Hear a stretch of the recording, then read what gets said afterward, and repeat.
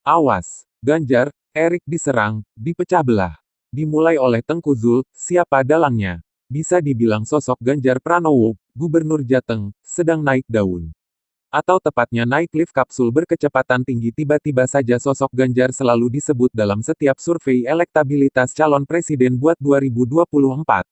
Laris manis. Padahal Ganjar sendiri tidak pernah sekalipun mengajukan diri sebagai capres. Yang dia lakukan hanyalah bekerja dan bekerja. Kalau Ganjar sering memanfaatkan media sosial buat melaksanakan pekerjaannya sebagai gubernur, ya itu bukan hal yang teramat khusus. Banyak juga kok pejabat lain yang begitu. Sering-sering menggelar konferensi per juga enggak tuh. Paling banter Ganjar ini menyebar video beliau goes naik sepeda ke berbagai pelosok Jateng. Kalau ada warga yang mengadu lewat medsos, biasanya cepat mendapat tanggapan. Ya itu kan sama saja dengan bekerja. Poin saya, kinerja Ganjar lah yang menghantarkan kepopulerannya menjadi salah satu sosok yang disebut sebagai Capres 2024. Artinya, ternyata jauh lebih banyak warga masyarakat yang waras ketimbang yang memuja pemimpin karena santun dan seiman doang kan. Ini patut disyukuri. Nah, ketika Ganjar berhasil menyalip Anies di berbagai survei elektabilitas. Ketika pendukung Ganjar makin banyak saja, hingga di luar Jateng. Ketika para pendukung Ganjar makin fanatik. Pasti ada pihak yang merasa terancam, merasa kalah sebelum bertanding, alias takut duluan. Ini sudah saya prediksi sebelumnya. Tinggal menunggu saja. Jika Ganjar mulai diserang secara frontal, maka itulah tandanya. Pertanda kubu di seberang gurun merasa kalah eksis, padahal dia duluan yang disebut-sebut sebagai gubernur rasa presiden. Malu dong. Ganjar tidak perlu pamer-pamer jalan ke luar negeri, tiba-tiba langsung didapuk publik menjadi capres potensial buat 2024. Sakitnya tuh di sini. Serangan frontal sudah dilakukan oleh Fadlizon. Beberapa minggu lalu, Fadlizon menyebut Ganjar mengambil alih pekerjaan tukang parkir. Berdasarkan sebuah video viral, di mana Ganjar terlihat mengatur lalu lintas jalan yang kena banjir rob, karena menyebabkan macet panjang dan parah. Loh, salahnya di mana? Gubernur lagi kerja kok malah dihujat sama Fadlizon.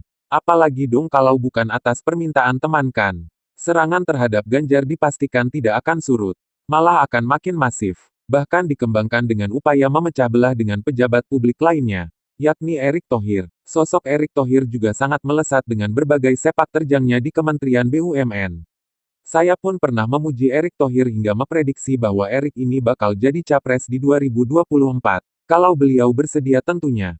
Bukan hanya saya, di media sosial sudah banyak pula para netizen yang mengeluh-elukan sosok Erick sebagai capres 2024. Ya bisa jadi kan, bagus lagi ada capres-capres berkualitas macam Ganjar dan Erick. Daripada yang ono tukang tata katakan. Tentu hubungan Erick dan Ganjar sih saya kira baik-baik saja. Sebatas mereka sama-sama sebagai pejabat publik, yang bekerja sesuai tugasnya, dan juga saling bekerja sama buat kebaikan rakyat. Pertemuan mereka berdua pada bulan Mei lalu terlihat hangat dan saling mengapresiasi. Jadi, ketika kemarin pagi lahir sebuah tagar Ganjar no Erikis, ini sangat mencurigakan. Polanya sangat terasa, bahkan akun-akun yang turut mencuitkan tagar ini terlihat sekali seperti akun kadrun, dengan nuansa kadrun, dan racikan kadrun. Saya kira para pembaca juga akan melihat pola ini, di berbagai cuitan di Twitter. Sejak kapan Erick Thohir berafiliasi dengan Ajim dan UAS? Sejak kapan Erick ngurusin RUU HIP? Kinerja Erick yang ingin BUMN bersaing dengan perusahaan China pun dibelokkan sebagai sikap anti-China. Bau-bau kadrun sangat keras terasa. Tagar ini sempat masuk ke daftar trending topik di Twitter kemarin pagi. Namun hanya sebentar, mantap serangannya. Tak sengaja, saya juga menemukan serangan lain yang dilancarkan oleh Tengku Zul dan Refly Harun. Paham kan ini temannya siapa? Refly Harun ini kan sekarang jadi YouTuber. Hari Jumat lalu, 26/6, sehari sebelum lahirnya tagar Ganjar no Erikis, mereka berdua bikin video ngobrolin Pilpres 2024. Mereka membicarakan pasangan-pasangan yang kemungkinan besar akan maju di Pilpres 2024, dan bagaimana sikap Tengku Zul terhadap para capres tersebut. Berasa jadi orang paling penting, menguasai pendapat rakyat dan umat padahal dia orang bego. Nama-nama yang disebut seperti Prabowo, Anies, Ridwan Kamil, Puan Maharani, dan tentunya Ganjar Pranowo. Pastinya ketika nama Ganjar disebut Refly sebagai lawan Prabowo di Pilpres 2024, Tengku Zul sontak memastikan dirinya lebih mendukung Prabowo. Masih Prabowo lah, Ganjar Pranowo masih jauh. Lagi pula dia hobinya nonton film porno. Mana boleh orang sudah nonton film porno jadi pejabat, ujar Tengku Zul.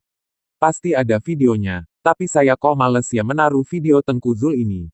Intinya, saya menilai bahwa pernyataan Tengku Zul itu merupakan bentuk serangan terhadap Ganjar. Kalau dirunut kronologinya, Tengku Zul ini seperti membuka jalan bagi tagar Ganjar No Erikis, yang dirilis pada keesokan harinya. Sebuah benang merah yang tidak bisa diabaikan begitu saja. Lalu jika kita memikirkan siapa dalangnya, maka kembali lagi, jika melihat aktor-aktor utamanya sih, paling dia lagi. Gerombolan itu lagi. Atau kali ini hanya seorang santun seiman saja, yang paling merasa terancam eksistensinya gara-gara sosok Ganjar Pranowo. Cuma bikin tagar, murah meriah, ye kan? Hayo siapa? Sekian dulu dari Kura-Kura.